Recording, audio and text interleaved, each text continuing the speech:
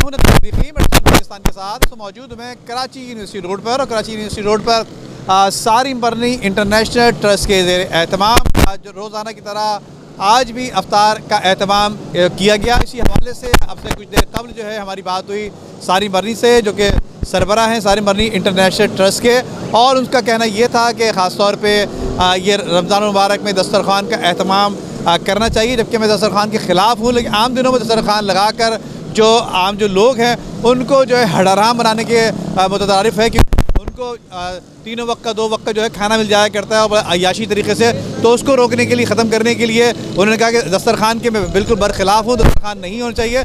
लेकिन रमज़ान मुबारक में ख़ास तौर पे अल्लाह की रहमतें बरसती हैं, इसलिए अफ्तार और सहरी का जो एहतमाम लोग करा रहे होते हैं दस्तरखान पे, वो कुछ बेहतर इक़दाम है। जी आइए दीगर लोगों से इस हवाले से बात भी करेंगे। आइए। अपने लिए तो सब ही जीते हैं इस जहां में, है जिंदगी का मकसद औरों के काम आना।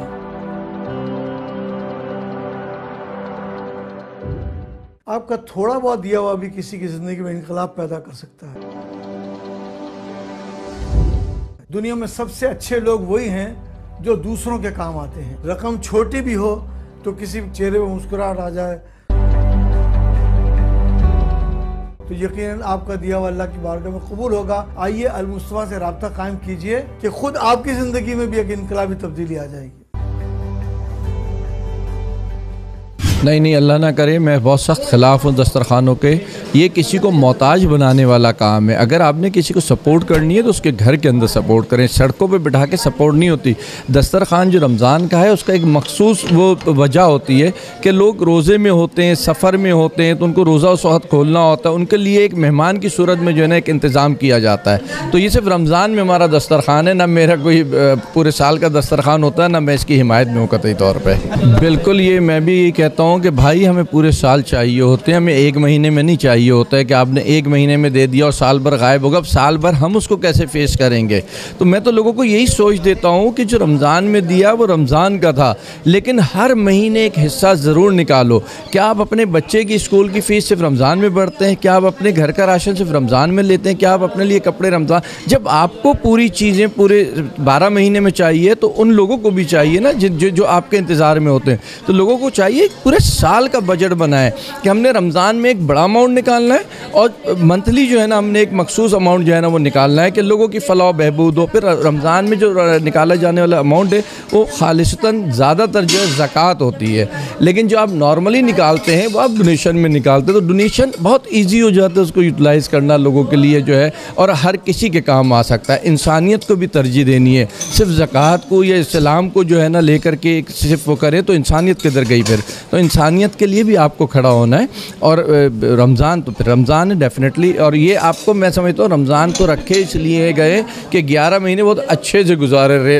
रमज़ान के महीने में आप रिफ्रेश हो, लेकिन अफसोस के बस 1 ही महीने होते हैं कि मैंने बड़े लोगों को देखा कि पहले जैसे चाँद नज़र आता है तो दाढ़ी छोड़ देते हैं वो, और जिस दिन दूसरा चाँद नज़र आता है ईद का तो कटवा लेते दाढ़ी। तो ये बड़ा अफसोसनाक चीज़ है, ये नहीं होनी चाहिए। मैं समझता हूँ रोज़गार बिल्कुल मैं ज़्यादातर अपने पास रोज़गार देता हूँ, फिर लोगों के पास भेजता हूँ, अपने दोस्तों के पास भेजता हूँ।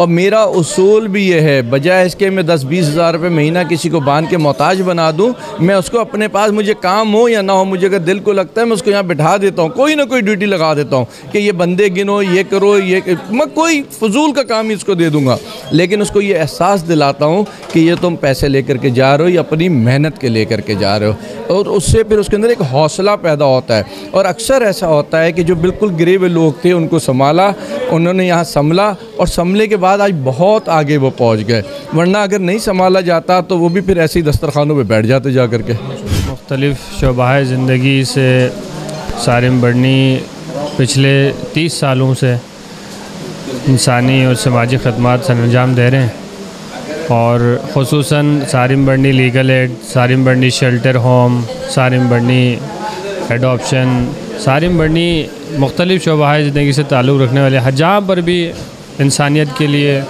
ज़रूरत पेश आए सारिम बरनी वहाँ पर पेश होते हैं।